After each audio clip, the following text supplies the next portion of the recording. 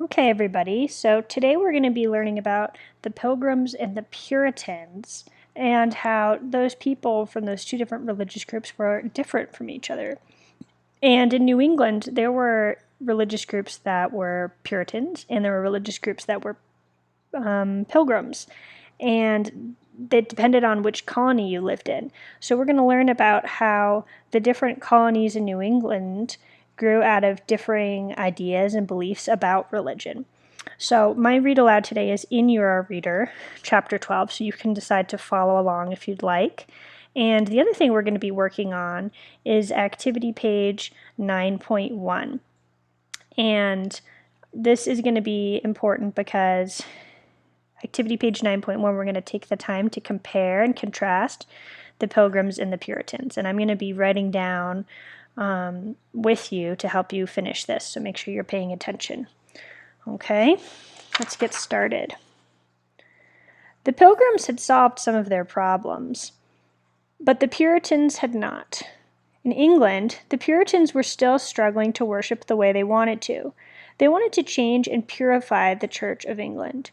When the Puritans heard about the Pilgrims' colony at Plymouth, they decided that they should try to do a similar thing. They came up with a plan to do just that. Okay, so let's go to the first box here. And the first thing that we're going to write down that we just read is that the Pilgrims and the Puritans felt a little bit differently about the Church of England. The Puritans wanted to stay with the church and have a stricter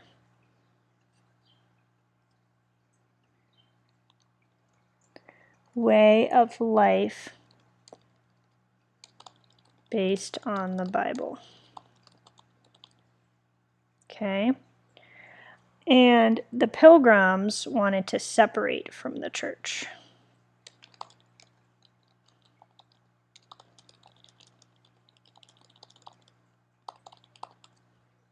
Okay, we're going to put that right underneath. Okay, that's what's going to go in the first box. Okay, so make sure you write that down. And let's keep reading. In 1628, a number of Puritans, led by a man named John Winthrop, decided that they would establish a colony in New England to the north of Plymouth. The Puritans realized that they would have to be very organized. They had heard about the hardships faced by those who had already gone to this new world. They knew that many had died due to lack of food and shelter. The Puritans were determined to avoid these mistakes. It was decided that a small group of Puritans would go ahead of the others and begin to build a colony. Then, in 1629, a group of English Puritans and merchants formed the Massachusetts Bay Company. The aim of the company was to make money for the Puritan colony by trading furs, as well as by fishing and shipbuilding. The company itself would be run according to Puritan principles, or rules. It was also decided that this Puritan colony would be different from other English colonies. In order to live in this colony, people would have to live according to the Bible and strict Christian principles. John Winthrop believed that their colony should be an example to others in terms of how people should live. He once said, "For we shall be as a city upon a hill. The eyes of all people are on us." So let's go to the second box again, and let's think about what he just said. They want it to be like a city on the hill. What do you think that means? What it means is that they wanted to be an example for other people. They wanted to say, look at how good our colony is and how well we're following the rules of our religion. So the Puritans were planning on being more organized than the Pilgrims.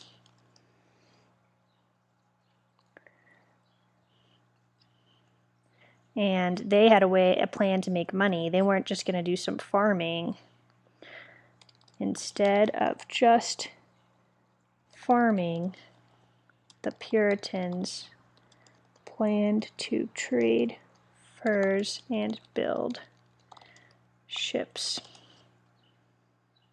Okay, that's going to go here. So that's our second box. All right, let's keep reading. Right here. Finally, in 1630, John Winthrop set sail for New England with 3 ships and about 700 colonists. They brought a good amount of food with them, as well as cows, horses, and tools. They were more prepared than any of the other English settlers so far. When they arrived, there were already some small buildings in place from the settlement of the first party they had sent. This settlement was called Salem. Other settlements were established in Charlestown, Cambridge, and Boston.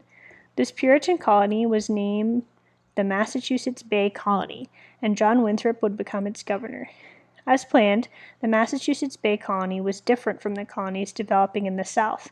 The strict laws that had been drawn up in England were put in place in the colony, and people had to follow them. For example, everyone had to go to church. Those involved in the government of the colony were senior church members, and only male church members could elect their leaders. As you have heard, whereas the Pilgrims were happy to separate from the Church of England, the Puritans wanted to remain a part of it and were determined to change it. They hoped that by their strict example of pure living, the Church of England would become stricter too, and do away with many rules it still had from its Roman Catholic influence. The Massachusetts Bay Colony was very successful and grew quite rapidly. Each Puritan town was carefully planned, with each family being given enough land on which to build a home and a farm. The most important building in the town was the meeting house. This was where religious services and town meetings were held. Here's a Puritan town. And here is Roger Williams. In 1631, Roger Williams, a minister from London, arrived in the Massachusetts Bay Colony in Boston. Almost from the beginning, Williams did not agree with some of its leaders. He believed the leaders of the colony had too much control over people's lives. He especially disliked the close connection between the church and the government. Williams felt that what was happening was too much like the English system they had tried to escape. The leaders of the Massachusetts Bay Colony felt threatened by his views. As more and more people came to the colony, Williams saw more and more lands being taken from the Native Americans. He strongly believed that the Native Americans should be paid for this land. Before long, the leaders of the Massachusetts Bay Colony considered him to be a troublemaker. Roger Williams was labeled a religious dissenter and was forced to leave the colony. There were some who wanted him to send him back to England. By the way, a dissenter is someone who disagrees with a bunch of people, so someone who disagrees with the government or the church.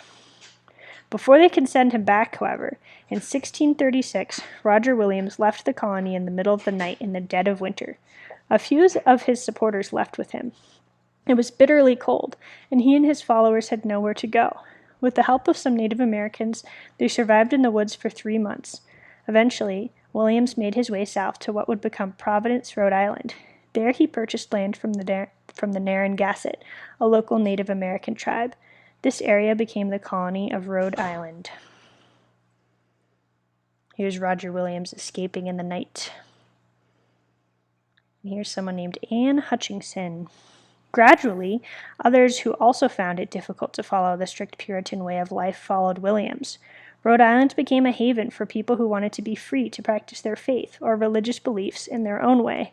Rhode Island became the first English colony to allow people complete religious freedom and welcome not only Puritans, but Quakers, Roman Catholics, Jewish people, and others too. All right, so we're going to stop here for a second to answer the third box on this page. So we're going to say that the Puritans, put this here, Puritans formed we're just going to put MA to make it shorter, the Massachusetts Bay Company, and ran it according to Puritan rules. Okay. And we're going to go ahead and, we'll come back to this box in a sec, actually. Let's keep reading to find out who Anne Hutchinson is. Another Puritan who followed Roger Williams was a woman named Anne Hutchinson. She and her husband and children had arrived in the Massachusetts Bay Colony in 1634. As you have heard, women were not part of the decision-making process in the church, or in society in general.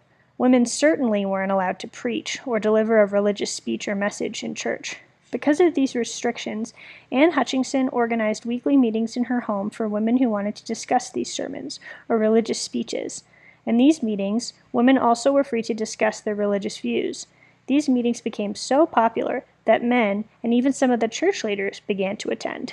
Hutchinson openly expressed her view that a person's individual faith was more important than being a member of an organized church. She also said that a person's personal relationship with God was the only thing that really mattered. This was considered by many to be a very dangerous view, because the Puritan church had strict rules that were required to be followed. On top of this, Anne Hutchinson was a woman. So, just like Roger Williams, Hutchinson was put on trial for being a dissenter. During the trial, Hutchinson was ordered to recant or take back her beliefs and say she changed her mind, but she refused. Like Roger Williams, she too was banished. In 1638, Anne Hutchinson joined Roger Williams in Rhode Island. After her husband died, she moved to New York with her younger children to start a new life. At the time, New York was called New Netherlands and was a Dutch colony. The governor there did not have a good reputation with the Native Americans and had caused many disputes between the native people and the colonists. He had also created tension among various groups of Native Americans. Okay, so let's stop there for a sec and talk about Anne Hutchinson. Women had a kind of a worse off life with the Puritans, and we're going to say women were not allowed in decision making or allowed to preach. Preach meaning that they're not allowed to talk to a group of people. Okay. Got just a little bit left. Okay, now we're going to read about Thomas Hooker. In 1636, a Puritan minister by the name of Thomas Hooker also left the Massachusetts Bay Colony with a group of supporters. They made their way to an area that is now Connecticut and founded the town of Hartford, near a wide river now known as the Connecticut River. Soon, 2 more settlements, Windsor and Wethersfield, were established in the colony of Connecticut. One of the things that Thomas Hooker believed was that all men should be allowed to vote, not just those who were members of a church or those who were wealthy. In 1639, Thomas Hooker implemented a system of government in Connecticut called the Fundamental Orders of Connecticut. It was a form of democracy that later helped to inspire the creation of the U.S. Constitution. And remember, we learned about what the word democracy means. That means it's a kind of government where everybody has a say, not just the people who are rich or only the men, but everybody. We've just talked about the creation of 3 of the 4 New England colonies. The last New England colony is New Hampshire. You might be surprised to hear that King James I helped to establish New Hampshire too. Remember how he gave an area of land to his friends? Well, he had given land in this part of North America to 2 more of his friends, John Mason and Ferdinando Gorges. Later, the 2 men divided the land in half, and Mason got the southern part that became the New Hampshire colony in 1679. Many unhappy Puritan settlers also found their way to this colony. Gorges received the northern half that would later become the state of Maine. As you can see, back in the 17th century, many English people were willing to risk their lives to sail to a faraway land in the hope of a better life. Do you think you would have been willing to do the same? Okay, so that's the end of our read aloud. We've talked about a lot of different places today, all of the New England colonies that are in red here. So New Hampshire, Maine, Massachusetts, Connecticut, and even part of New York. So these were all formed by Puritans and by the Pilgrims. And your last job before we move on is you're going to write a sentence or a couple sentences to tell me how are the Puritans and the Pilgrims different. Okay? And you can use the words for example or just whatever words work best for you to tell me, based off of everything we've written here, what made the 2 groups different. Okay, when you're done with that, we are going to do you're going to read the next chapter in your reader, which is chapter 13, and you're going to answer activity page 9.2. Okay, I know this is a lot for today, so if you can't finish in an hour and it's been too long, take a break, and maybe you can come back to it on Friday or another day when you have more time. Okay? Good luck.